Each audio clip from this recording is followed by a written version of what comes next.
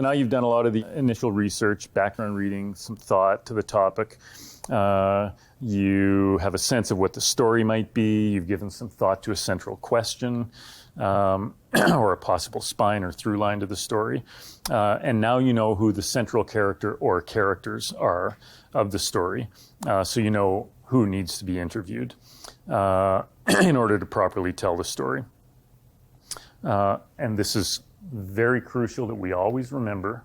The interview is your story.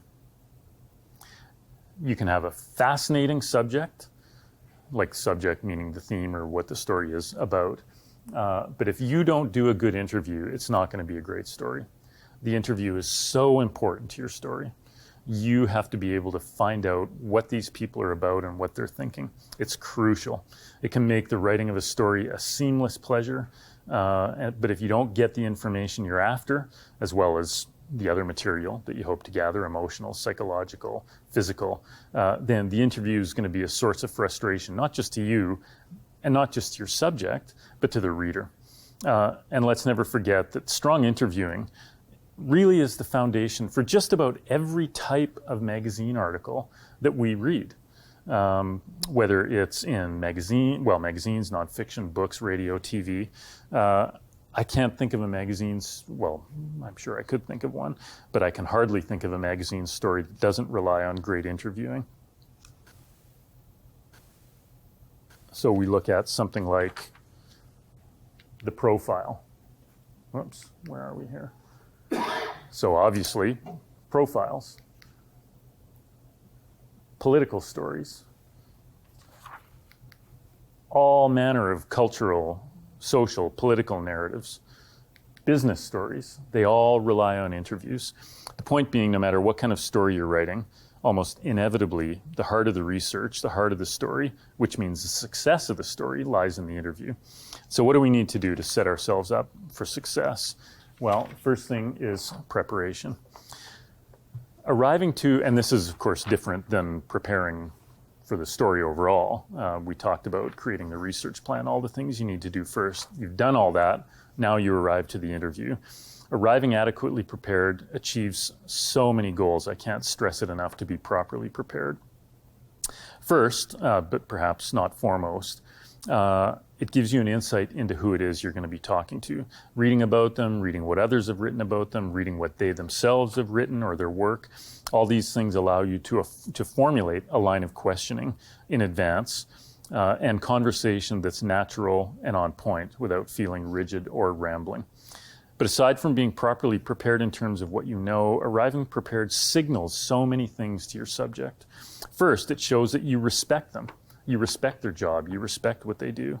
If you haven't even taken the time to gain the slightest insight into who they are, why they matter, what they do, they're going to feel slighted.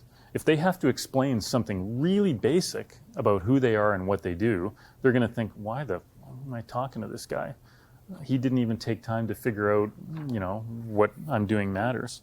This is a kind of an older anecdote, but I remember I did a TV interview once. This wasn't about me arriving for an interview. It was when I was being interviewed for a book I wrote about living in Scotland and playing golf in Scotland. And the cover was called Playing Through, and it said a year, I don't remember the title, A Year of Life and Living in Scotland or something like that. And I went for this interview. It was a TV interview. And the guy picked up the book. He said, "Okay, live, we're on." And the guy said, "Oh, welcome, Curtis Gillespie." And he picked up the book and he said, "Oh, so you've been to Scotland?" It was clearly the first time he'd ever looked at the book, let alone forgetting having read it. And I thought, come on, buddy. What an ass. It's also really important to get your facts straight. I did an interview maybe a couple of years ago. I think it was a student magazine. It might have been the Ryerson magazine. They were doing an interview about 18 bridges. A couple of our writers had won a couple of awards. And so this student wanted to do an interview. I said, sure. So she phoned me up and she said, "Oh, I'm so excited to talk to you. And, it's great. Your magazine is doing really well. But I don't understand the title." And I said, "Oh," because I get that a lot. So I said, "Oh, I can explain it." And she said, "Yeah, why is it called 18 Brides?" Okay, there is room for a polygamy magazine in Canada, but I don't think that's quite what I'm up to. So anyway, make sure that you prepare properly. It really can signal something, especially if it's somebody who makes their life work about being organized, prepared. If you're interviewing a scientist, if you're interviewing somebody who is extremely accomplished in something. I interviewed Louise Arbour, the former UN Human Rights Commissioner, a few years ago, and I was so intimidated. I just read everything. I had binders. I was read. And she said, "Wow, you're really prepared." I said, "Well, Louise Arbour." But you signal that you take them seriously, which means you're signaling you're taking what you're doing seriously. We're here for something that really matters, so let's do this properly. Make sure you give consideration to the timing of the interview, at what point in the story process you are at. So the timing kind of works both ways. The timing in terms of how much time you're going to get. We'll talk in a minute about negotiating limits around it. But the timing in terms of when you actually talk to them in the development of the story. It's usually a pretty good idea if you're interviewing the main subject for a story to wait till you're a little further along in the story so that you can develop a bit of comfort level with the material. You've talked to one or two other people, maybe people who know them, have worked with them.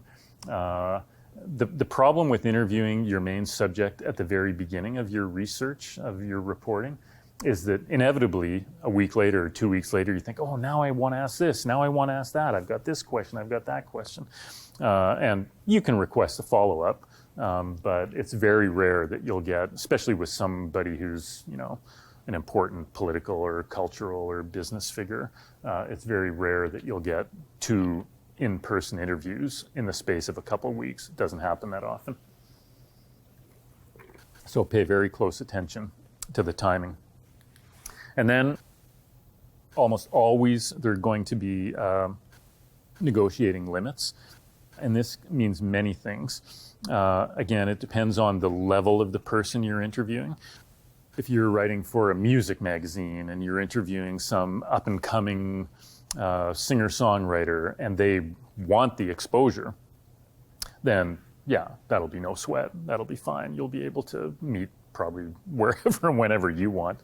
But if you are trying to meet with somebody who doesn't really need the exposure, doesn't really want the exposure, is under some kind of scrutiny for something, is involved in some sort of, not scandal, but something controversial, it's going to be tricky.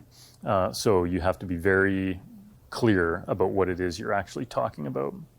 It can involve how long you're going to meet, where you're going to meet, when you're going to meet, a request for seeing questions ahead of time. You get that a lot, especially from political figures.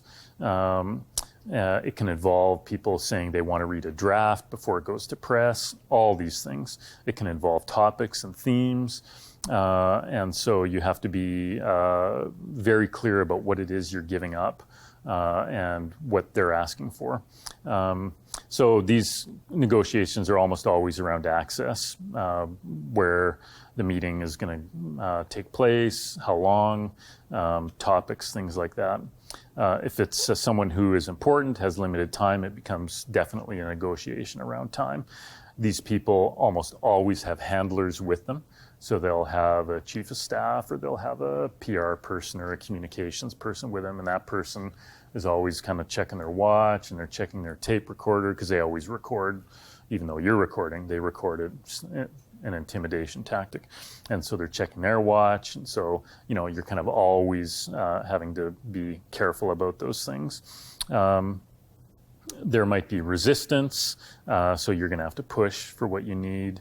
And so, you have to try to figure out cover as many of these things as you can before the interview, because it's going to be really uncomfortable if at the start of an interview the person says, "Oh, well, where's your question list? I want to read the questions." And you say, "You're not reading my questions." "Oh, well, why would I talk to you?" Or, "Oh, yeah, so I'm going to get to read this before it goes to press, right?" "Well, no, I've never done that." oh, well, I'm not going to talk to you about that. So you want to make sure all these things are cleared up ahead of time, especially with people who are used to getting their own way. You're going to have to stand your ground. It can often be a little uncomfortable. So how would you open that conversation to make sure that you're covering all that stuff? And how do you deal with somebody saying, can I see your questions ahead of time? Well, as I was saying that, I realized that I probably should have said, don't bring it up unless they bring it up. If it was somebody who, if it did come up at the beginning of an interview, I would say to somebody, oh, well, it's journalistic practice. That never happens. We don't ever show people questions.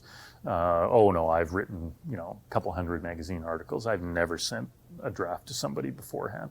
So you would try to put them at ease. But it does happen. You definitely do with people who are a little more media savvy, people who have an agenda. Well, everybody has an agenda. People who have an explicit agenda. They will say, okay, I want a question list. I want this, I want that. And then you have to say, well, I can't give you a question list. I can give you a sense of some of the topics. Quite often they'll say, here are the topics I'm not talking about. I'll talk to you about my business. I'm not talking to you about my divorce. Of course, everybody remembers the famous Gian Gillespie interview with Billy Bob Thornton. I don't know if anybody remembers that. When people still liked him, and he interviewed Billy Bob Thornton, and because it was about Billy Bob Thornton's music, he was there talking as a musician, and he said, I don't want to talk about movies. No movies. And Gian said, yeah, no problem. We won't talk about movies. 10 minutes in, he said, so now you're a movie. And Billy Bob said, I told you, I don't want to talk about movies. I'm here to talk about music. And Gian said, well, yeah, I know, fair enough. But, I mean, come on, like people care about your music because you're a movie star. So it's all tied together. And he said, no, it's not tied together. That was my point. And Gian said, well, come on. I mean, really, don't be such a, and Billy Bob Thornton said, fuck you. Sorry, you can edit that out, right? And he stood up and walked out. And everybody said, oh, Gian, way to go. Like you stood up to this, movie star. But I thought, like, that was kind of unethical to me. Like he lied to Billy Bob Thornton just because he wanted the interview. So it was a setup. The whole thing was a setup. But, again, it depends on your outlet. It depends on the editorial practice of the magazine. But when you're doing, I guess what I would call, standard narrative journalism or creative nonfiction, I would never give people a list of questions in advance, not just because you're giving away the things you want to talk about, and not just because then you are going to allow them to not be caught off guard, but also because it kind of hinders conversational flow. So I would never do that. I would never give a source a story to read before it goes to press. And I would say, well, we'll have fact checkers. The fact checker can talk to you and make sure that you were quoted properly, and that's the best I can do. So there's certain things that I would never do. Now, if I had a chance to interview who would be an amazing interview, I don't know, Bill Gates or Warren Buffett or Pope Francis or somebody, and actually I have a slide of him later on. And they said, well, we only allow these interviews if they get, then I would go to my editor and I would say, the only way we're getting this interview is if they can read the story first. I don't like it, but we're not going to get the interview. What do you think? I would throw it back in my editor's hands. So again, prior to going in, make sure you have some sense of what the story is. And by that I mean what the story is actually about, not what the story is topically about. In other words, there's the actual events of what is taking place, but the actual story might be something completely different. Justin Trudeau is in a little bit of trouble right now because the facts of the story are, well, what exactly did he say to Judy Wilson-Raybould? But the real story is, does he care about the rule of law? So that's the real story. the actual facts of the story might be something else. So make sure you have a sense of what your story is. Again, the right setting, not just physical, but emotional and intellectual, a place that the person is going to feel at ease, unless you don't want them to feel at ease. If your goal is to put this person under some kind of pressure or make them feel a little bit of discomfort, then you want to see how they react to certain situations.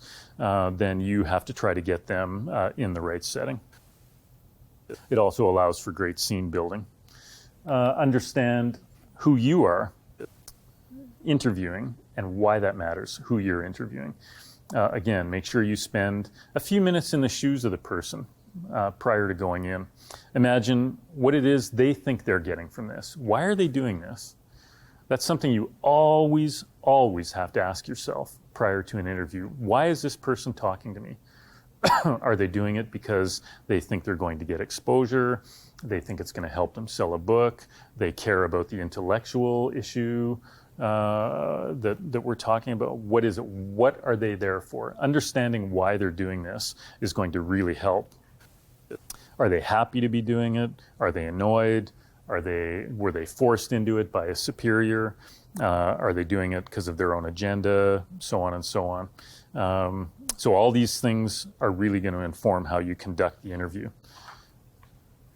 And then you need to understand who you are as a writer and as an interviewer. I think, there are so many things that we really need to understand about ourselves. And it's not a yes-no thing. It's not a 5-minute thing to think about. We really have to think about who we are. What does your style signal? So you need to understand your own strengths and weaknesses as an interviewer. The amount of experience, your voice, your vocal control. Think ahead to your style, adapt on the fly. The best case scenario is to really understand who you are and allow for that person to come through in the questions and how you interact. The reason why that's the best case is kind of obvious, I guess, because when you're comfortable with who you are, then the person you're interviewing is likely to be more comfortable, which means your chance of having a real conversation, which is always the goal, is increased. Very important to understand how you come across, understand your own presence, your own impact, related obviously to number 8. Are you coming across as an expert or as a curious citizen? Are you a learner or are you a teacher? Are you a crusader? Are you a sharer? Do you yourself, just in life, do you talk too much, too little? Do you like people or do you actually not like people? These things really matter. You have to think about that. Because again, especially when you're dealing with people who are media savvy, they can sniff out who you are and what you're doing and why you're doing it. And they will sniff out anything that comes across to them as some sort of a pose. Are you easily flustered? If so, by the way, a great tactic is just to admit it. Don't pretend you're not. Just say, look, you're pretty intimidating. I've never interviewed the president of a country before, and oh my God, and so, bear with me if I screw up, and, don't worry about that. Are you an aggressive person? Are you friendly? Do you prefer formal things versus informality? Be very sure that you acknowledge your bias internally, if you have one, and deal with it. Whether it's a dislike for the person and their cause. This is related to the old journalistic axiom about objectivity. There's no such thing as objectivity. It's a falsehood. Even for journalists who say it's just the facts, there's no I, there's no this, it's just that, there is no such thing as objectivity. You're much better off to acknowledge your subjectivity, to accept it, and to try to work around it because it just doesn't exist. You can say, well, all I did was I wrote the story according to what this person said. Well, what kind of questions did you ask them? Your subjectivity might have come out in the questions that you chose. So it might have come out in what you chose, how you chose to transcribe it. This was a huge factor in the whole Jean Chrétien prime ministership.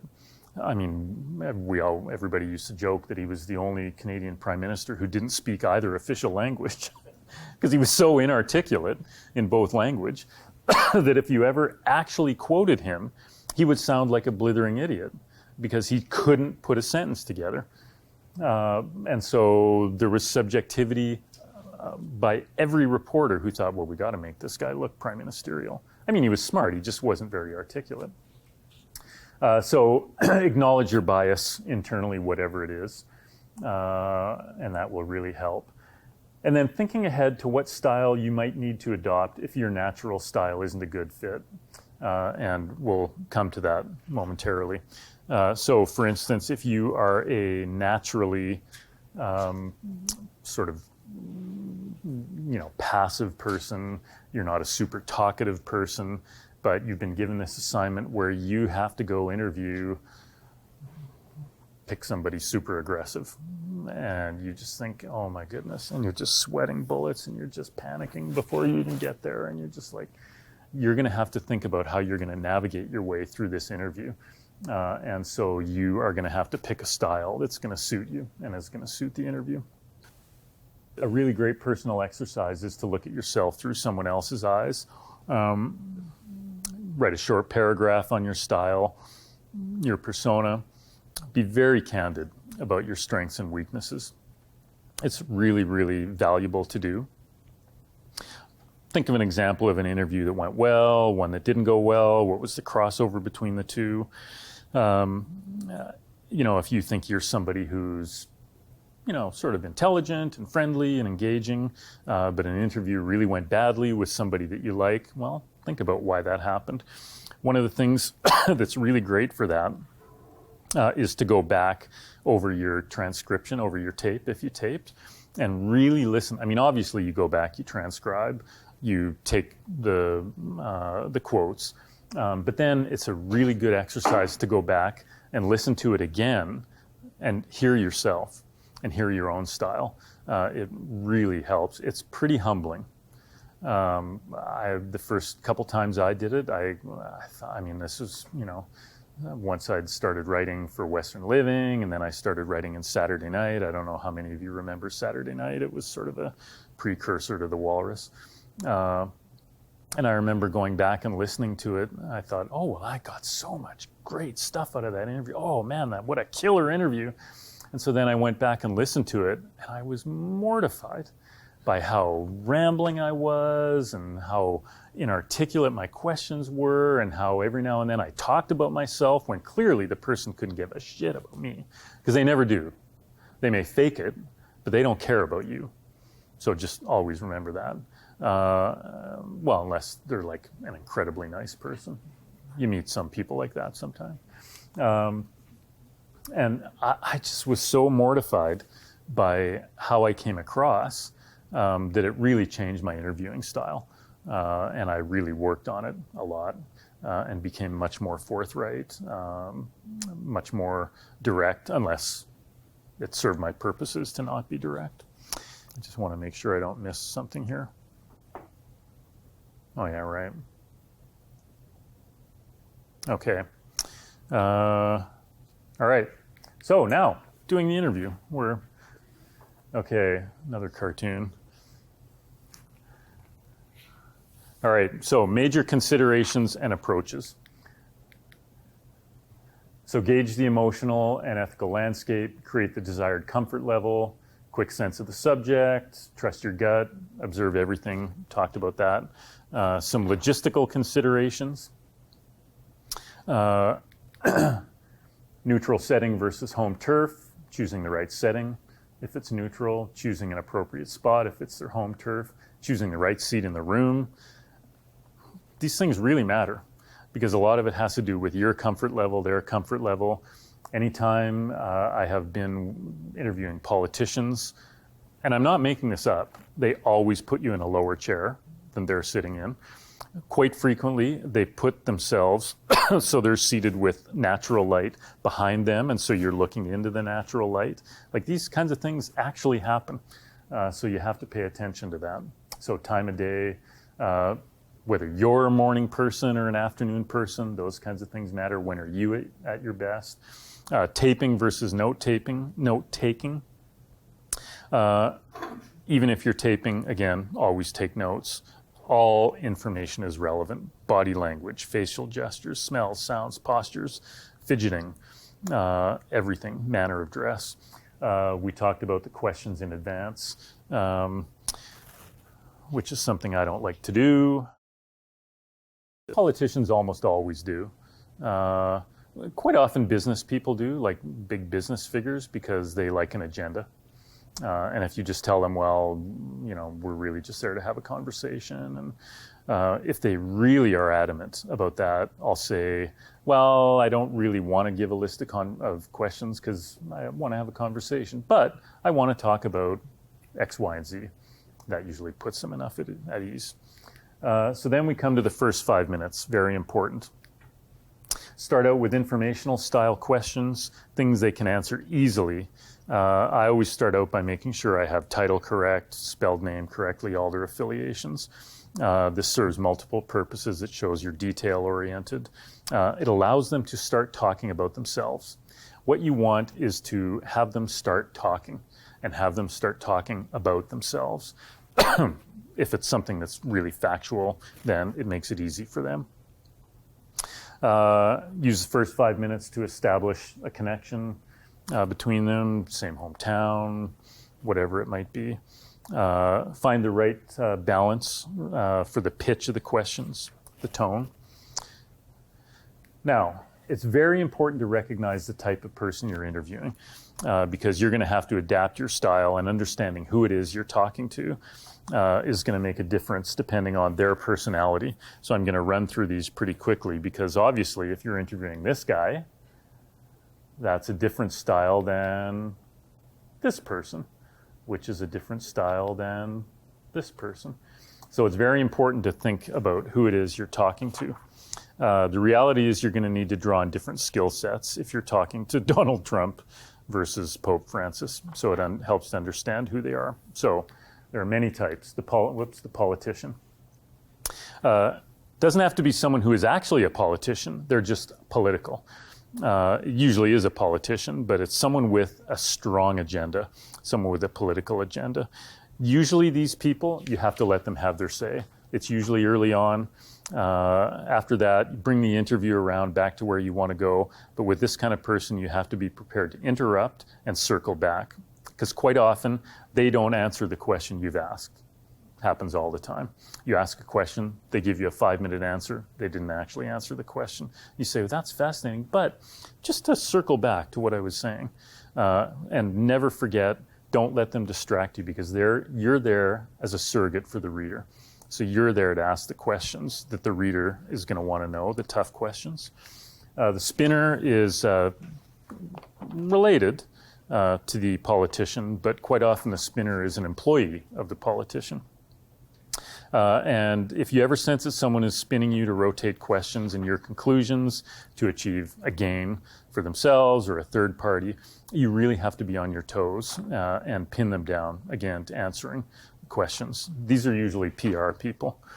The power player, again, often related to the politician, usually someone high up in the business or political world. They usually look down on you, they look down on the media, they look down on all these things that they shouldn't be having to deal with. You're a bit of a hangnail to them. They typically make pronouncements and they don't have conversations because they're used to saying things and have people just jump. But if they say something and then you say, well, I don't understand why that is. You know, if I was interviewing a business person once and he said, well, it's obvious. Free markets are the only way to make people happy. And I said, oh, well, then why do the Scandinavian countries have such high levels of happiness? Well, right? So you have to really challenge people like that quite often. They can often be disarmingly gruff or rude or candid, but these things are often still a pose that you have to see through. Another... By the way, the New Yorker Cartoon Bank is a gift to the free world. You really have to take advantage of that. Then there is the flatterer. they're after something. They will often talk, about who you are. They'll say, "Oh, I love your shoes. Where did you? Oh, I read your last piece. I had my people do my research. Wow, you are good, man. You're a great." Like, come on. Why are they doing that? They're doing that because they want to avoid the questions you're going to ask them. Closely related to that is the deflector. The person who talks a lot about you, the weather, Trump, anything. You have to stay really focused and not fall into their trap of amiability. Not that I'm cynical. The genius. You have to not puncture their balloon, let these people declare what they want to declare, often let these people talk themselves into a corner. They're often very smart. I mean, they may definitely have something to say, but again, they're really used to being the smartest people in the room. Closely related to the genius is the blowhard. The only difference is the blowhard doesn't actually know anything. They just think they do. And these are often people that I love to just let talk. Because they'll just talk, and they'll talk, and they'll talk. And finally, eventually, they're going to say something that's really going to just dig them into a hole. The rambler. Oh, yeah, there we go. This is somebody who you are going to have to help refocus. These are people who may not know that they're rambling, and they may be good people, they may have interesting, but they just get distracted. You have to help them focus, and they'll accept the help. The person who is mute, these are often people who you're going to have to start with very easy questions that aren't too closed, but aren't too open. They are often people who don't have a strong relationship with the media. They're not used to dealing with the media. People who are inarticulate, related to the mute, but usually someone who doesn't mind talking but just can't do it very well. Quite often you have to paraphrase for them and say, "Is this what you mean? Is that what you mean by that?" Just clarify for them. Scientists are often like that when they're talking about things that are outside their field of expertise. Then there's the nerd. You have to be really kind to people like that because they may be quite smart, have a lot to say, but they don't know that they're just not really all that articulate.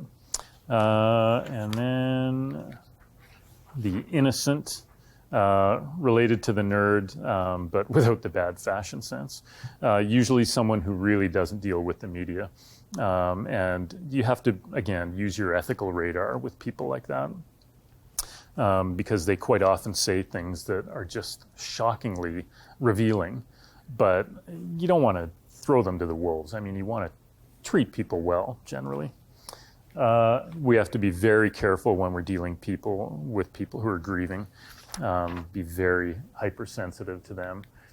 Dealing with people who are physically attractive is a problem, not because you lose your focus, but because gorgeous people are in many ways a lot like rich people. They think that anything they say is gold. It's true. It happens all the time. You see it all the time. They say the things that are just unbelievably, outrageously dumb, and they just think, well, you'll accept that because I'm rich or I'm gorgeous. And then we often deal with people who are just hostile, outright hostile. And that's where you're just going to have to often pull the plug, throw the grenade into the interview and say, I have 3 questions I need answers to. I'm going to get my 3 questions in, and then whatever happens after that, I'm out. One of the toughest people, holy smokes, this is really not good. Let me just see if I can move quickly. Are you guys okay if I go like 5-7 minutes extra? Is that okay? Sorry about. There's a break. Yeah. So I think we probably have at least 10 minutes. 10 or 15 minutes? Sorry about that. I'll try to really be quick. One of the toughest people to interview is someone, the person you actually do like. Very difficult because you, as a good and kind human being, will root for that person. But you have to be very careful to not let that impact the story that you're writing, because there still is a line of truth that you have to follow. So there are a line of questions that we can talk about, how to deploy them. Again, You have a certain number of must-have questions, but it's important to calibrate the questions according to how much time you have. Short, concrete questions are always best, but they should be questions that require long answers. So it's not a great idea to ask people yes-no questions unless you want a yes-no. A good way to think about questions is asking people to tell you stories. We are there to tell stories. People are naturally, almost all people are natural storytellers. I'm going to talk about this a little bit more later this afternoon too. We all do that, whether we think we do or we don't. We all have something crazy that happens to us on the way home. We get home and we say to our wife, our husband, our daughter, whatever, "You are not going to believe what happened to me. Sit down. Just sit down. I got to tell you this." Well, we're telling stories. Let people tell their stories. There are different types of questions. The open question. What do you remember about your childhood? What is it about your job you love the most? These are very open-ended questions. Hardball question, the aggressive question, the closed question, the yes-no question. There's the leading question. You see that a lot in sports stories. So your team really benefited from scoring those 5 goals in the first period, didn't you? Like, just hopeless. I hate those kinds of questions. They always try to make it sound like a real question. The reframe, this is a classic technique of 60 minutes. It also drives me nuts. So we know the Iranians have close to enough uranium for an atomic bomb, don't we? Yes, they have enough uranium. So they have the uranium they need. That's correct. They do have the uranium they need. Like, they do that all the time. I would avoid those kinds of questions. A really useful kind of question is the naive question. This is a great tool to get deeper answers. It's a great follow-up question. When you can say to somebody, "I really don't know what you mean." Like, "I'm not part of this world. I'm not in the business world. I'm not in the political world. Can you explain that to me?" It's even better if it happens to be true. The embarrassing question is best deployed near the end of an interview, especially when you might benefit from some kind of off-the-wall reaction. The treading water question, that can be a question where you're interviewing somebody, you want to go further, but you need time to think in the middle of an interview. So you can say, "Sorry, I'm just not sure what you mean. Can you rephrase that a little bit? Can you expand on that?" But meanwhile, you're actually thinking about the question that you want to ask next, the real question. The backtracking question, this is when people, again, this is sort of circling back, when people are rambling and you want to get them to refocus. So when you say, "Yeah, that was really interesting, but something you said a few minutes ago, I just want to clarify that." So you backtrack a little bit. A classic question that I love is the "here's how your enemy thinks" question. You would be amazed, well, maybe you wouldn't be amazed. I'm always amazed. People never hesitate to tell you who doesn't like them. I don't know why. I think it's because everybody thinks they're inherently likable, and so someone who doesn't like them must have their facts wrong. It happens all the time with politicians, with business people. You say, "Oh, well, so yeah, you're the liberal. Well, who doesn't like you in the end? Who's your biggest enemy? Who's your biggest threat? Who doesn't like the way you operate?" They always tell you. And then that has the added benefit of then you know who to go interview next. And then when that person says, "How'd you get my name?" You say, "Oh, well, this guy gave it to me."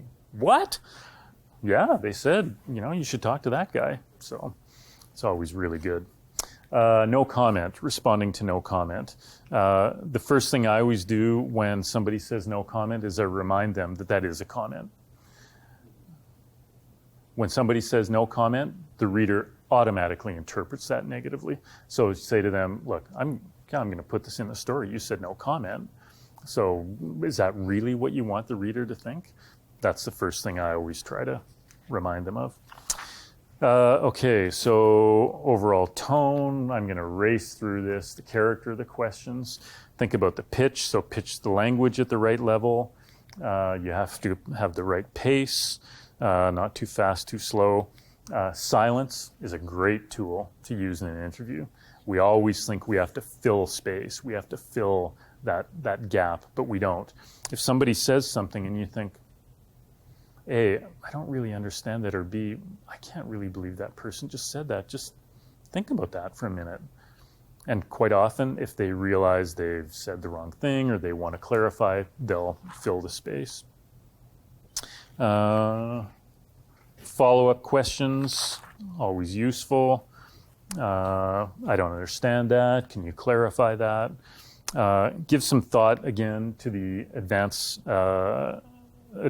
some advanced thought to the pattern. Look at it like the arc, like a story arc. You want to build to a climax if possible. Don't bombard them. When somebody says something that's really shocking, what? Don't give yourself away. Just say, oh, that's interesting. Because if you go, what did you say? They're going to think, oh my goodness, I better, and they're going to back up. So the why, the words why and how, two most important words in any interview. Why is that the case? Can you explain why that is? How did that happen? Really focus on that. Paraphrasing, help people out if you need to paraphrase. Now, keeping control of the interview, I'm going to race through this the last 5 minutes. Whoops. Keeping control. So again, interpret what you're told on the fly. Watch the time. I'm not helping myself with that. Recognize when things are starting to fail. Never hesitate to apologize if you say the wrong thing. The last 5 minutes. After you've reached the climax of your questioning, you've gotten to the questions you really came for. We all have 2, 3, 5 questions that we really came for. The main thing you want to know about, then gradually wind down the interview. Don't just end it right there. Wind it down, because you want to make sure that you create some kind of a positive vibe, that you create some kind of a relationship and understanding, some innocuous chat. You talk a little bit about fact checking. You just want to have a nice exit from the interview, not just because it helps everybody feel better, but also because if you need to do follow-up, it just makes it more comfortable for everybody. So key point, an interview is not always about a set time. I did allude to this before. Always make sure you have a pen and paper. Always make sure, if you're a person who tapes, that you have your tape recorder with you, because you just never know when you're going to come across somebody who's going to say something. And even if it's 5 minutes, you could be at a political conference and they are getting a coffee at the same time you're getting a coffee. And you say, wow, did you really mean what you said in that speech? Well, yeah, let me tell you. That's an interview. You need to be ready for that. So an interview is not always about a set time. So you need to be ready to talk to somebody all the time when you're on assignment. So again, some considerations to reinforce. Be polite, don't accuse, appropriate tone, correct pacing. Obviously, listen to what the person is saying. Always try to practice responding to what the person says before you look at your next question. Have a conversation. It's really enjoyable. It's better for them. It's better for you. Always remember to ask the questions that your reader wants answered. Don't be afraid of silence. Focus on the essence of what they're saying, not the literalness of what they're saying. That has something to do, if I have time, I'll come to transcribing. Don't hesitate to challenge. But again, you're not there to debate. You're there to hear what they have to say about a subject. You're not there to change their mind. A couple of things about ethics. A world with so much disinformation. Quoting from secondary sources. Try to find a range of sources. Be fair to your subject at all times. Always err on the side of compassion, especially if you're dealing with someone's emotional life. We're not there to make people miserable. We're not there to make their lives hell. We're there to tell a story. Be respectful. And on and off the record, can you use it? To whom do you attribute? Respecting it. If somebody says to me something's off the record, I always respect that. But if they say that, I say, why do you want this off the record? I want to know why you want that off the record. Okay. And then after the interview, dealing with the failed interview, it happens. It happens more than you'd think. If you sense it's happening, if you sense things are going sideways, cut to your big questions. Just get them out of the way. Because if this interview is going to be over in 10 minutes, you want to make sure that you got the 2 or 3 questions in that you wanted. If somebody is hostile, they're looking at their watch, they're just snarky, they're being pissy, you want to just cut to the things you want to ask and get that over with. Always, go back and look at your performance and be ruthless in assessing why it might have failed. But sometimes it's not going to be about you. Of course, the reality is never forget the fact that a failed interview can also be extremely useful as a scene in a story that you're creating. If you're writing a story about somebody who is famously hostile or famously unhelpful, or even if it's somebody who's famously kind, but they blow up and they're really rude, then you need to take note of that. It can be really helpful because it did happen. These things did happen. Accuracy, thoroughness, fact-checking, huge deal. Don't make stuff up. Just don't. It's never going to go well. Now, this is closely related to transcribing. Do it, but don't get hung up on it. What we're after is the emotional truth, the psychological truth of what people are saying. Again, it's a Jean Chrétien story. He wasn't quoted 100% accurately for 10 years, because if he had been, nobody would have understood him. But people were after the sense of what he was saying. I slightly alter quotes from people all the time. I've written 200 articles. I don't think I've ever had a quote come back to me from somebody, because I'm always paying attention to what somebody is really saying. And if you are capturing and helping somebody express who they really are, they will be okay with that. So always focus on the truth of what somebody's saying. Always think on the fly, always important. Give yourself time for post-interview reflection. During that, think about a global assessment of your sources, the post-interview process. Revisit the story's central question or through line once you have all your materials. Then organize your interview materials according to content, chronology, themes, or all of the above. And then once you've done all that, then you get to sit down and write your story. Unless some days it feels like that. So, thank you. Thanks, everybody.